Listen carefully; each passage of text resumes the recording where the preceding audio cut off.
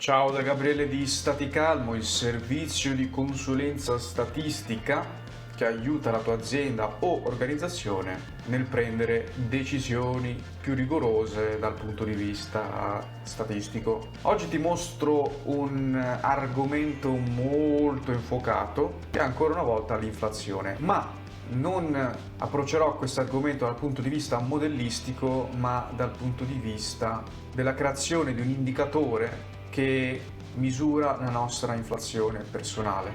Ho sentito gente dire: ah, in televisione non ce lo dicono, l'inflazione reale è molto più alta di quella che ci mostrano. In un certo senso mi trovo d'accordo, ma basta semplicemente cambiare la metodologia, nulla ce lo vieta.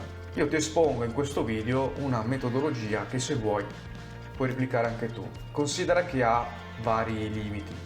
Prima però vediamo cosa significa inflazione in generale. L'aumento generalizzato e prolungato dei prezzi. Sinceramente questa definizione la trovo un po' troppo banale, andiamone a vedere un'altra. Prendiamo quella dell'Europa. C'è inflazione quando si registra un rincaro di ampia portata, che non si limita a singole voci di spesa. In questo caso le voci di spesa risultano queste 11 righe, quindi non è una inflazione inteso come aumento dei prezzi generale, in questo caso è particolare. Una cosa generale non può essere applicata in certi contesti particolari e viceversa. Quindi ovviamente questo video tratterà un'inflazione particolare, non generale, anche perché nel mio paniere di beni, cioè queste 12 voci, non ho altre cose che l'Istat piuttosto che altri istituti di statistica considerano. Quindi già abbiamo una differenza metodologica importante. E da qui già si capisce perché non è che in televisione dicono fesserie, semplicemente cambia il metodo con cui calcolano un indicatore qual è l'inflazione. Andiamo alla seconda grossa differenza metodologica, il prezzo pre-inflazione. Ad esempio nel caso del latte noi possiamo prendere questa fonte ufficiale, tra l'altro non ti nascondo che il sito mi piace particolarmente, nel senso che lo trovo molto utile, ma soprattutto navigabile, cosa che in Italia non è proprio una cosa scontata. E qui possiamo vedere qual era il prezzo periodo brutto. Prendiamo ad esempio il 2021, dove prima dell'estate grosso modo avevamo dei prezzi in linea con gli anni precedenti. Quindi siamo partiti con un prezzo di 36 del latte alla stalla, quindi non è il prezzo del latte al supermercato ma prima, e arriviamo a aprile a 56, quindi ad occhio al 60% in più. Supponiamo che anche i supermercati hanno avuto questo ricarico proporzionale.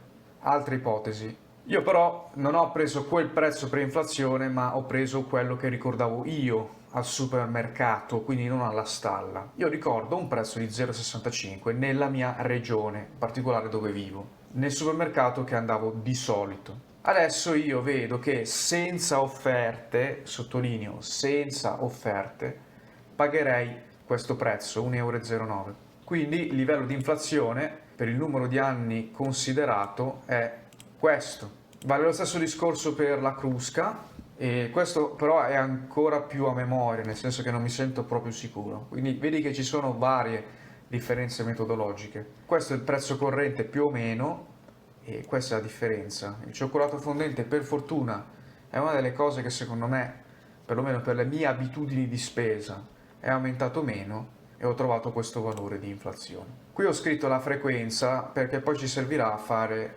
una media pesata e poi ti spiegherò cosa significa. E io penso che grosso modo su tutti gli altri valori ti troverai d'accordo.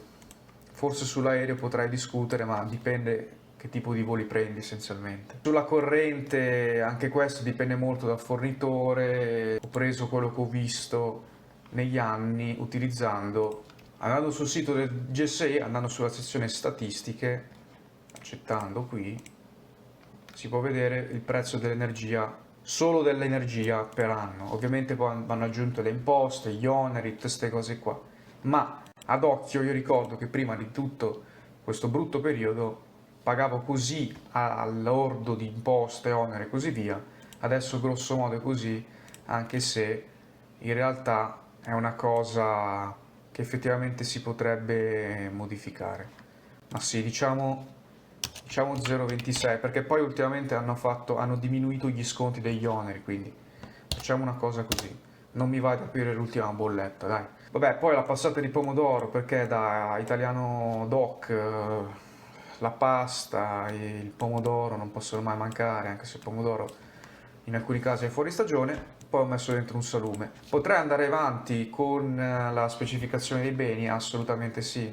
Però andiamo a fare un primo indicatore personale dell'inflazione. Come ti dicevo, ho scritto anche la frequenza perché questo mi aiuterà a scrivere i pesini della media pesata. A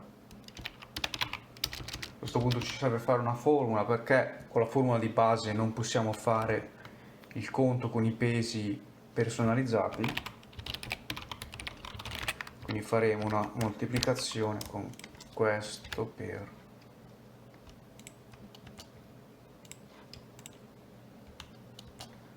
quindi i settimanali li incolliamo così, i mensili mettiamo quest'altro peso e l'annuale lo peseremo anche.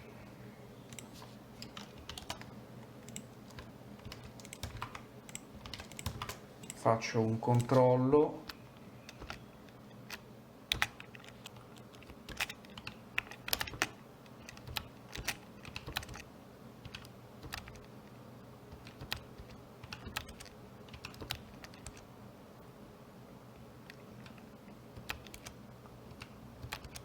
A questo punto con questo parziale calcolato possiamo calcolarci l'inflazione, che poi andrebbe specificato meglio, ma una cosa per volta. Faccio la media di questi valori e viene fuori un 17%. Innanzitutto chiamiamolo livello di inflazione perché sennò non è proprio corretto.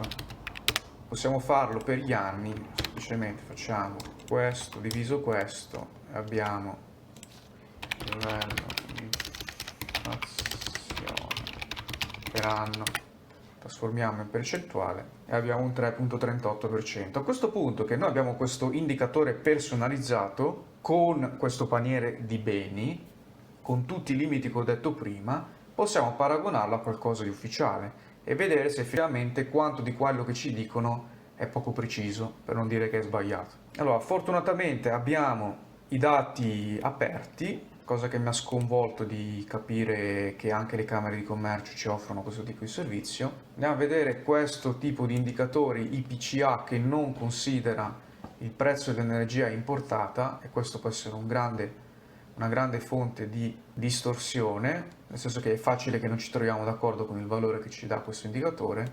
Noi troviamo questo grafico con 121 come valore diciamo più recente, come valore di riferimento io ho preso questo.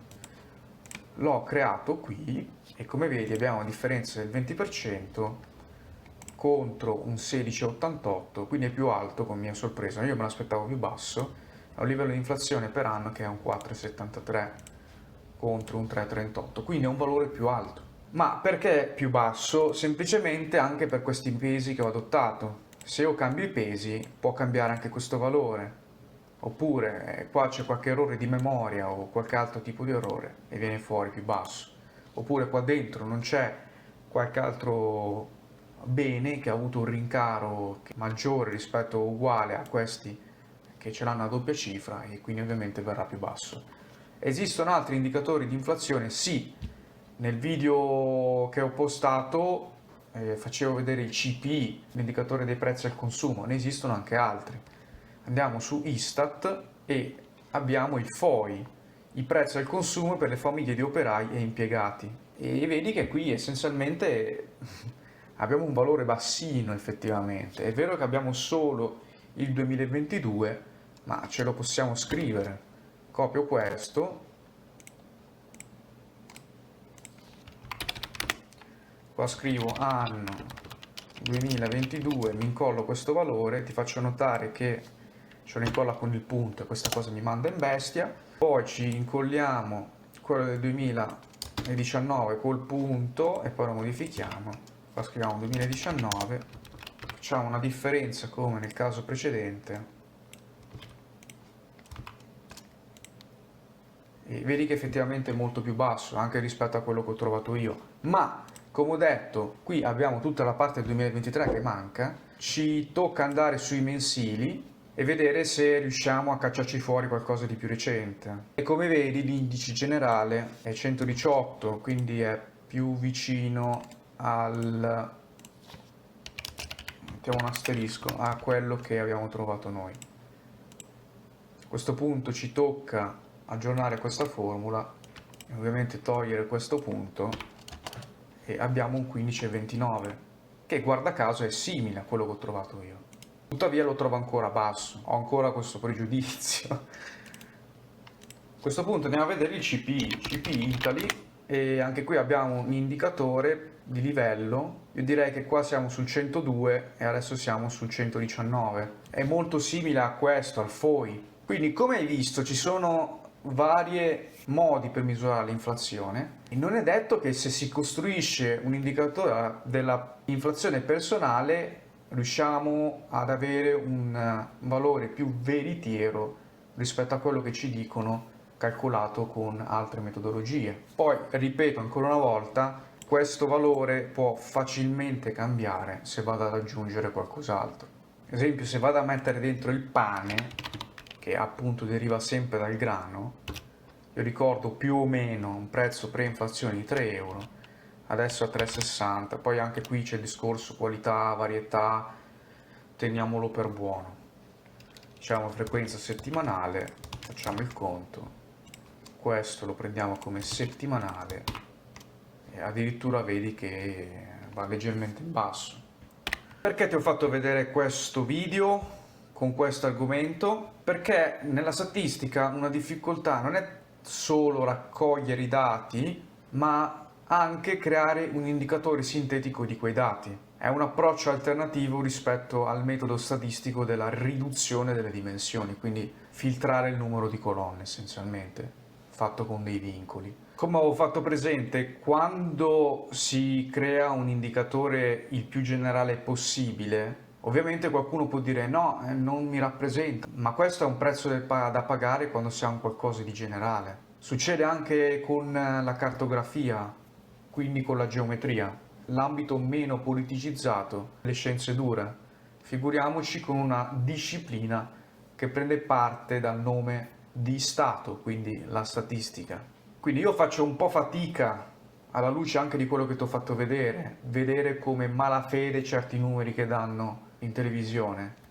È vero che certi indicatori li usano per, o meglio, li hanno utilizzati per ridurre l'indicizzazione dei salari all'inflazione, ma comunque si può sempre proporre una metodologia che funziona meglio. Poi da proporre a farsela accettare ci passa un abisso, ma quello non fa più parte di questo canale.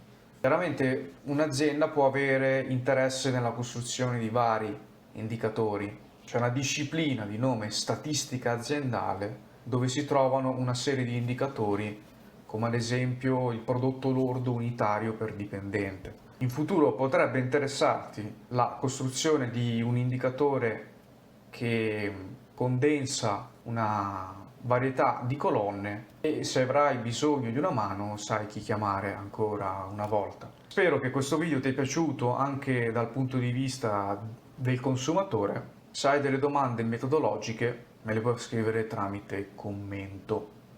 Se ho dato qualcosa per scontato me lo puoi far presente perché ogni tanto una doccia fredda di realtà fa bene. Ti saluto e alla prossima. Ciao!